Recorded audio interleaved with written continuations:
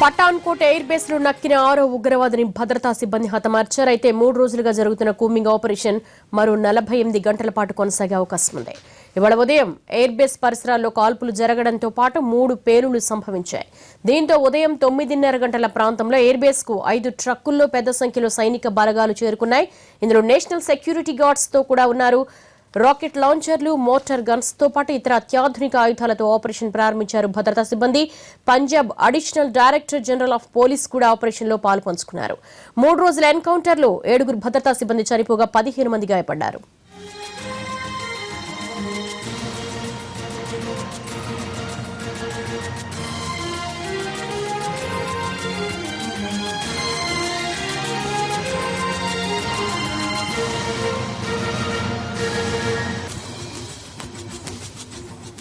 మరోవైపు ఈ సంఘటనపై ఇండియన్ ఎయిర్ ఫోర్స్ విచారణకు ఆదేశించింది.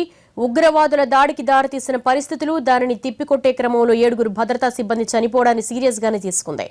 ఐఏఎఫ్ పఠాన్కోట్ ఎయిర్ బేస్ పై ఉగ్రవాదులు దాడి చేయవచ్చనే సమాచారం ముందే ఉంది. దీంతో దాడికి ముందు రోజు రాత్రే 100 మంది భద్రతా సిబ్బందిని అదనంగా మోహరించారు. ఐఏఎఫ్ క్విక్ రియాక్షన్ టీంతో పాటు ఎన్ఎస్జీ కమాండోలతో భద్రత ఏర్పాటు చేశారు అధికారులు. మరోవైపు జాతీయ సలహాదారు అజిత్ దోవల్ స్వయంగా భద్రతా ఏర్పాట్లను పర్యవేక్షించారు. ఉగ్రవాదులు ఎయిర్ బేస్ లోకి ప్రవేశిస్తుండగానే ఏరియల్ సర్వీలియన్స్ గుర్తించి భద్రతా సిబ్బందిని అప్రమత్తం చేశాయి. అయినా దాడి జరిగిన కొన్ని నిమిషాల వ్యవధిలోనే 4 సిబ్బంది ప్రాణాలు కోల్పోయారు. తర్వాత మరో 3 చనిపోయారు. అలాగే ఉగ్రవాదుల ఏరివేతకు 3 రోజులు పట్టింది.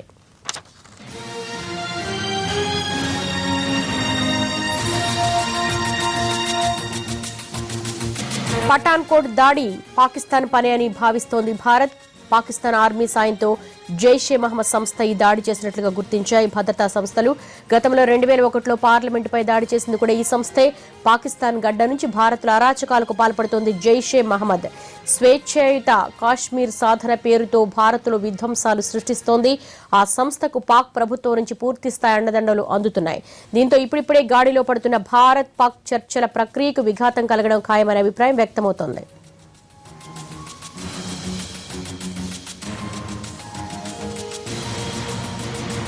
ఓవైపు పఠాన్కోట్ ఎయిర్ బేస్ దగ్గర ఉగ్రవాదుల్ని ఏరివేసే ఆపరేషన్ జరుగుతుంటే పంజాబ్లోని మొహాలీ ప్రాంతంలో పోలీసులు, భద్రతా సిబ్బంది ముమ్మర తనిఖీలు చేపట్టారు. ఈ క్రమంలో 3 యువకులను అదుపులోకి తీసుకున్నారు. వాళ్ల నుంచి 2 AK-47 రైఫిళ్లు, 5 పిస్టళ్లు, సిమ్ కార్డులతో పాటు పాకిస్తాన్, చైనా, బ్రెజిల్లో తయారైన ఆయుధాలు, మందుగుండు లభ్యమయ్యాయి. పఠాన్కోట్ దాడితో వీళ్ళకి సంబంధం ఉందా అనే కోణంలో ఆరా తీస్తున్నారు అధికారులు. పఠాన్కోట్ ఆపరేషన్ పై మరిన్ని అప్డేట్స్ మా ప్రతినిధి సురేష్ అడిగి తెలుసుకుందాం. సురేష్, ఆపరేషన్ కి సంబంధించి మీ దగ్గర ఉన్న సమాచారం ఏంటి? డ్రోన్లతో కూడా దాడులు జరిగే అవకాశం ఉన్నట్లుగా కేంద్ర హోంశాఖ హెచ్చరించింది. ఇన్ఫర్మేషన్ ఏంటి? పఠాన్కోట్ ఘటన తర్వాత ఐబీ పూర్తి స్థాయిలో దేశవ్యాప్తంగా ఉన్న మెట్రో సిటీస్ అన్నింటిలో కూడా అలర్ట్ ను పెట్టింది.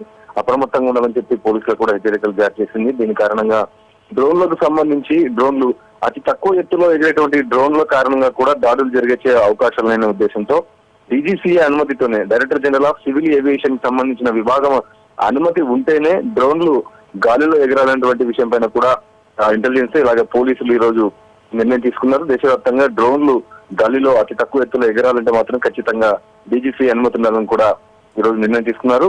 గతంలో 2015లో చూసుకుంటే పార్లమెంటు గేట్ ఎదురుగా, మెయిన్ గేట్ ఎదురుగా విజయ్ చౌక్ లో కూడా ఒక డ్రోన్ కలకలం సృష్టించింది. అనుకోకుండా ఆ రోజు అక్కడ ఉన్నటువంటి పోలీసులు సెక్యూరిటీ గుర్తించడంతో డ్రోన్ ని వెంటనే అదుపులోకి తీసుకుని దీని ఐబీ రిపోర్టు పూర్తి స్థాయిలో తయారు చేశారు, గోప్యంగా ఉంచడం జరిగింది.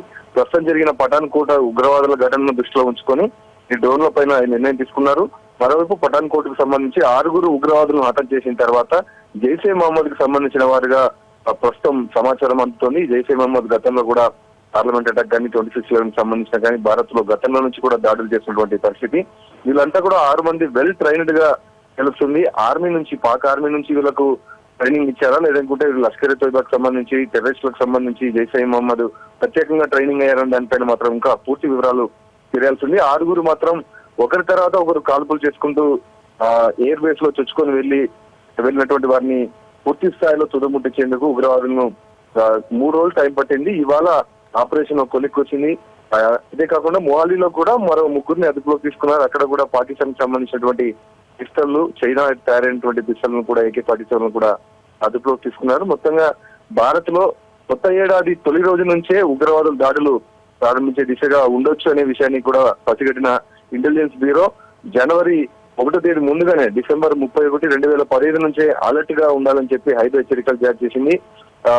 పఠాన్కోట్ ఇండో పార్క్ కు సంబంధించినటువంటి బార్డర్ లో అతి సమీపంలో ఉండేటువంటి ప్రాంతం. ఎయిర్ బేస్ కూడా చాలా పెద్దదిగా ఉండడం కారణంగా ఇందులో చర్చకొని వచ్చినటువంటి ఉగ్రవాదులను ఏరివేసే విషయంలో ఆలస్యమైందిగా కూడా భావిస్తున్నారు. అయితే విమర్శలు కూడా వస్తున్నాయి.